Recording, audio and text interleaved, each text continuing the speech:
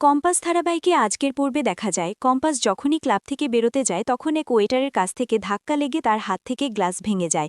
এটা দেখে বিহান খুব চিৎকার করে। বিহান নেশাব ঘরে থাকে তাই অতটা চিনতে পারে না। তখন বলে কে কে ওর অত বড় সাহস যে গ্লাস ভেঙে ফেলে। এটা বলে বিহান চিৎকার করে থাকে। আর তখন মোনালিসা বলে তুমি শান্ত হও বিহান, আমি দেখছি। এটা বলে বিহানকে বসিয়ে দিয়ে আর তারপর কম্পাস ক্লাব থেকে বেরিয়ে যেতে লাগলে তখন মোনালিসা দৌড়ে গিয়ে কম্পাসকে বলে, দাঁড়া কম্পাস, তুই এখানে কেন এসেছিস? একটা ছেলের জীবন নষ্ট করে এখন আবার তার কেসটা দেখতে এসেছিস? তখন মোনালিসা কম্পাসকে আরও বলে, তুই এখানে আর আসবি না, আমি বিহানকে বিয়ে করব আর বিহানের জীবনটা সুন্দর করে গড়ে তুলব। এটা বললে কম্পাস যখনই চলে যেতে যায় ঠিক তখনই ডিকের লোকজন সামনে এসে দাঁড়ায় এবং বলে, ম্যাডাম আপনি কোথায় ছিলেন? আমি আপনাকে এতক্ষণ ধরে খুঁজে বেড়াচ্ছি, অন্তত একবার বলে তো আসতে পারতেন। তারপরেই ডিকে সেখানে আসে এবং ওর লোকজনকে চলে যেতে বলে। অন্যদিকে দেখা যায় মুক্তি তো বাড়িতে পুরো তাণ্ডব শুরু করে দিয়েছে। মুক্তি অখিলেশকে বলে, অখিলেশ, ঋতুজা কাগজপত্রে সই করল না, আমরা বাইরের লোকজনের সমালোচনা আর শুনতে পারছি না, সবাই শুধু আমাদের নিয়ে সমালোচনা করছে, তুমি কি কিছুই বলবে না? কেন তুমি এমনটা করছো? আমরা যদি বাইরে বেরোই তাহলে সবাই আমাদের নিয়ে হাসাহাসি করছে, তুমি কিছু কেন করছো না? এরই মধ্যে ঋতুজা সেখানে আসে। ঋতুজা এসে সকলটাই শোনে। তখন ঋতুজা এসে বলে, আমি কিছুতেই ওই কাগজে সই করব না, যেদিন লিগ্যাল কাগজপত্র হবে বা এতে উকিল নিয়ে আসো তারপরে সব কিছু হবে। শুধুমাত্র বিহান, রুদ্র আর ওই ছেলেটা তো পাবে না, এখানে তো রশ্মিকা আছে, অরিন আছে, মাহি আছে, এরা কি দোষ করেছে? তাহলে সকলকে নিয়ে আসো, তারপরেই সব কাগজপত্রটি আমরা দেখে তারপরে ওখানে সই করা হবে। অন্যদিকে দেখা যায় কম্পাস ডিকে বলে, বাবা আমি বিহানের সঙ্গে সমস্ত সম্পর্ক শেষ করে দিয়ে এখানে এসেছিলাম। আমি ভেবেছিলাম উনি হয়তোবা খারাপ আছে, কিন্তু এখন আমি বুঝলাম উনি মোনালিসাকে নিয়ে খুব ভালোই আছেন। ওনার জীবনে আমার কোনো জায়গা নাই।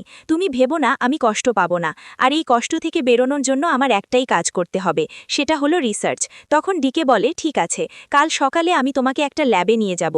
এরকম আরও অনেক ল্যাব আছে আমার ভারতে, তবে তোমাকে আমি ওই ল্যাবে নিয়ে যাব আগে। তুমি ওই ল্যাবে গিয়েই সমস্তটা দেখবে। তুমি তোমার একমাত্র উত্তরাধিকারী, আর তো আমার কেউ নেই। তুমি এটার প্রাপ্য, তুমি হচ্ছে ব্রিলিয়ান্ট, এর সমস্ত হ্যান্ডেল করার দায়ভার তোমারই আছে, শুধুমাত্র তুমিই পারবে। তখন কম্পাস বলে, হ্যাঁ বাবা, তুমি ভেবো না যে আমি ভেঙে পড়েছি, আমি এই ছোটোখাটো বিষয় নিয়ে একদম ভেঙে পড়ব না।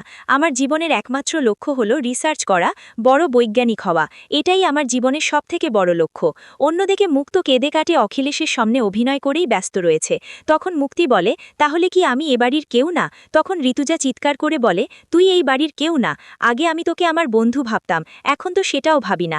এরপরে ঋতুজা অখিলেশকে বলে, অখিলেশ, আমি তোমাকে একটা কথা স্পষ্ট করে বলে দিলাম, আমি ওই কাগজে সাইন করব না। আর একটা কথা, তুমি এই মা ছেলের ফাঁদে আর পড়ো না। আমি এখনও লিগালি তোমার স্ত্রী আছি, তাই এখনও তোমাকে সাবধান করছি, এখনও একটা সুযোগ দিচ্ছি। তুমি এই মা ছেলের ফাঁদে পা দিয়ে তুমি আর নিজেকে জড়িও না, তাহলে এই ফাঁদ থেকে আর কখনোই বের হতে পারবে না। এটা বলে ঋতুজা চলে যায়। অন্যদিকে দেখা যায় ঋতুজা, মেঘুমালা, রশ্মিকা তিনজনে মিলে বিহানকে নিয়ে খুব চিন্তিত রয়েছে।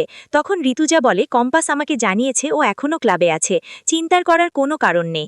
এরপরে দেখা যায় কম্পাস বাড়িতে ফিরে মোবাইলে সিম কার্ড চেঞ্জ করে দেখে একটা ভয়েস এসেছে।